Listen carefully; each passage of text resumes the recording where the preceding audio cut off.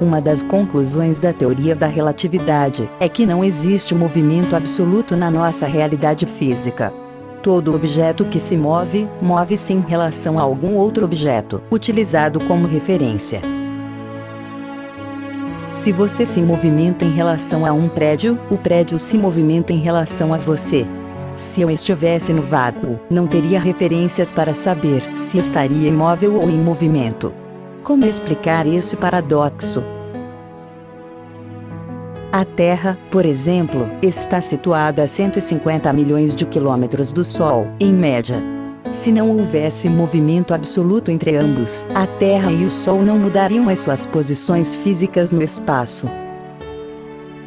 Nesse caso, o universo deveria ser estático.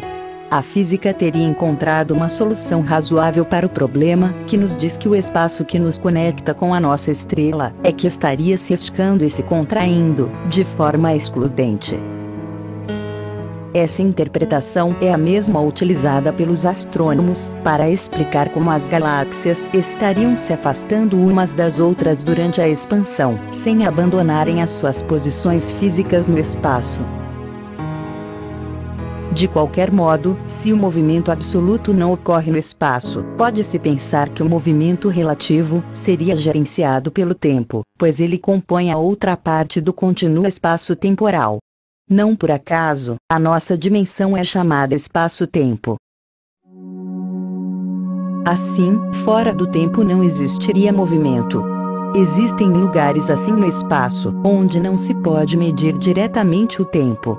Esse é o caso de um buraco negro e do interior do cone de luz futuro dos eventos. As leis de Newton, de uma maneira geral, são aplicáveis apenas no interior do espaço-tempo, pois, aqui, o tempo parece ser uma entidade real.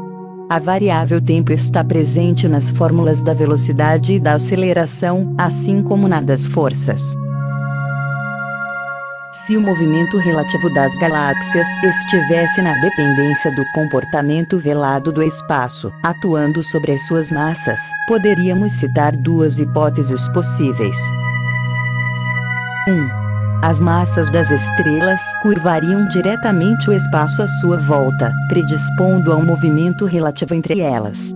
Essa hipótese é a mais aceita atualmente. 2. O espaço atuaria diretamente sobre as massas, mas a recíproca não seria verdadeira. O movimento relativo entre as estrelas seria ditado pela decorrente variação na densidade das suas massas. Isto é, a massa total de uma estrela não se alteraria, de forma significativa, num curto espaço de tempo. Mas, haveria alterações veladas no seu volume e o seu brilho. Se o volume dessa estrela diminuísse, haveria uma maior concentração da sua massa e ela tenderia a brilhar menos, e atrair a outra estrela mais próxima. Se o seu volume aumentasse, a tensão entre ambas diminuiria e elas se afastariam, brilhando mais intensamente. Seria impossível demonstrar-se, na prática, tanto a primeira como a segunda hipótese. É que a medida da curvatura do espaço é feita indiretamente. Você supõe que o espaço é curvo, porque alguém lhe diz isso de forma indireta. Esse alguém é a luz ou a radiação cósmica como um todo, atuando como se fosse a mensageira do espaço. Não fosse por ela, não poderíamos saber que as estrelas existem de fato. Durante o eclipse de 1919, quem forneceu a informação de que o espaço seria encurvado pela massa solar foi a luz das estrelas distantes. Essa luz foi capturada por máquinas fotográficas, que revelaram a posição das estrelas ao fundo, antes e depois do eclipse.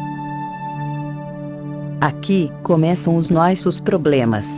Será que poderíamos confiar cegamente no mensageiro do espaço? Qual seria a natureza do seu comportamento? É verdade que a luz executa um movimento harmônico composto por duas fases? É verdade que, para ser registrada pelos nossos aparelhos de medição, essa luz precisaria antes ser empacotada ou quantizada? As perguntas são em maior número que as respostas.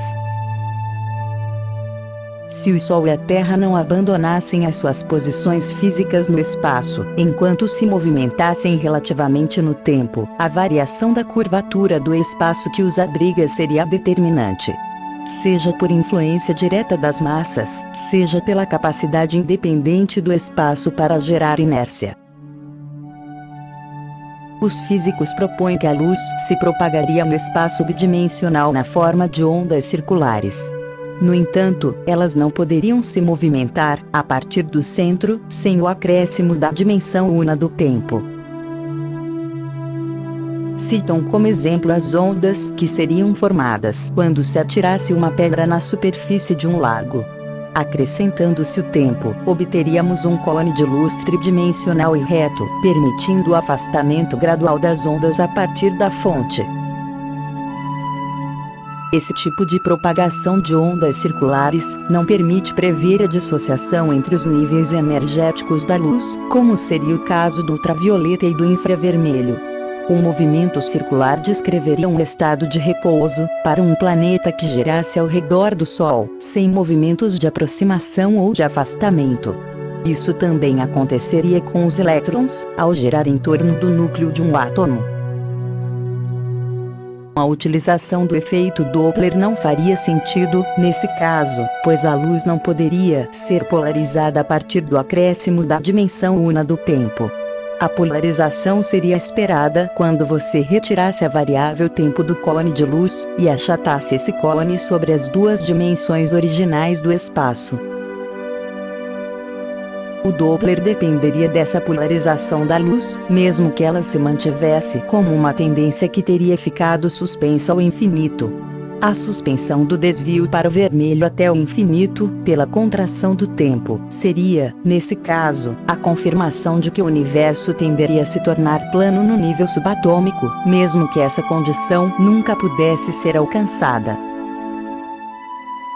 É que precisamos que a curvatura do espaço seja conservada, e a tendência de achatamento permaneça suspensa ao infinito, para não ferir o princípio da incerteza. Por que dizer-se que isso aconteceria no nível microscópico e não na escala astronômica? Porque quando você achatasse o cone de luz do futuro do evento, pelo esticamento do espaço, você contrairia o tempo a níveis subliminares, que apontariam para o vértice do cone de luz futuro do evento. Fazer uso do efeito Doppler seria ignorar a curvatura do espaço, e desprezar a incerteza da posição da fonte de luz. A explanação feita até aqui mostra por que o movimento circular predomina no céu noturno, com as estrelas se movendo em bloco do leste para o oeste. A luz das estrelas parece estar ocultando parte do movimento relativo que elas assumiriam no espaço. A observação do movimento estelar criou imensas dificuldades no passado remoto da humanidade, levando a acreditar que a Terra ocuparia uma posição privilegiada no centro do universo. Johannes Kepler conseguiu desmascarar o movimento circular, recolocando o Sol no centro do seu sistema planetário. Caso fosse real, o movimento circular nos diria que a Terra estaria se movimentando sempre à mesma distância do Sol. Quando repassamos o movimento do planeta para nossa estrela, ela parece se deslocar no céu com velocidade e aceleração constantes. Isto é, a luz nos diz que o Sol estaria brilhando a exatamente 150 milhões de quilômetros. Além disso, o tempo de 8 minutos, que a sua luz precisa para alcançar a Terra, permaneceria invariável. Porém, segundo Alberto Deleroy, no afélio, ponto mais afastado do Sol, a Terra se afasta a 152 milhões de quilômetros de distância. No periélio, o nosso planeta se aproxima a 147 milhões de quilômetros. Uma diferença insignificante, de mais ou menos 2%. Se o Sol conservasse a mesma massa e o mesmo volume ao longo do tempo, como nos diz o movimento circular, ele teria que gerenciar a órbita de todos os seus planetas, mediante uma única curvatura no espaço, provocada ou não pela sua massa. o sistema solar ficaria engessado, nesse caso, embora se saiba que ele é uma estrutura dinâmica, que se modifica a cada momento. Além disso, os planetas possuem características físicas peculiares de massa e de densidade, que os diferem entre si. Devido à conservação da sua massa e do seu volume, a nossa estrela conservaria sempre o mesmo brilho, o que lhe atribuiria o comportamento de uma lâmpada incandescente. Quanto mais distante estivesse um planeta, em relação ao Sol, menos luz ele deveria receber. Esses problemas seriam solucionados se admitíssemos que, mesmo sem registro direto, a massa do Sol pudesse estar assumindo densidades ou volumes diferentes, ao longo do tempo. Assim, mesmo que a massa da estrela não se alterasse de forma significativa, variações da sua densidade poderiam estar relacionadas com curvaturas diferentes do espaço à sua volta, em momentos diferentes do tempo. Isso teria reflexos diretos sobre a órbita de cada um dos planetas, pois eles poderiam ser capturados pelo Sol de forma particular. Isto é, a Terra, e também Júpiter, obedeceriam a curvaturas diferentes do espaço, em momentos diferentes do tempo. Quando a NASA envia uma sonda para Júpiter, os técnicos se veem obrigados a corrigir a sua trajetória ao longo do tempo, adaptando a sonda a essas variações transitórias da curvatura do espaço. Sem isso, a sonda não chegaria ao seu destino. Como não existe movimento absoluto no espaço, o planeta a ser alcançado não arredaria pé do seu cantinho. Algo semelhante acontece com uma rolha boiando no mar, quando atingida por uma onda. Ela balança para cima e para baixo, mas não sai do seu lugar. Devemos lembrar que nestas condições, o movimento dos planetas seria apenas relativo, pois ocorreria no tempo e não no espaço. Assim, o tempo ficaria indexado, para sempre, à curvatura contínua do espaço. Sem curvatura, não há tempo, e vice-versa. Essa interpretação alternativa não tem a assinatura oficial da ciência. Por isso, deve ser encarada com reservas. Mesmo assim, a possibilidade de que a variação velada da densidade das massas gerenciasse o movimento relativo no espaço, seria um ponto interessante a ser considerado. Parece evidente que dependemos da luz para elaborar quase todas as nossas conclusões a respeito do universo visível. A luz não mente, mas, como vimos no caso do movimento circular, pode induzir a erros interpretativos que poderiam ser evitados. Para a mudança de paradigma, seria necessário muita ousadia por parte dos nossos cientistas.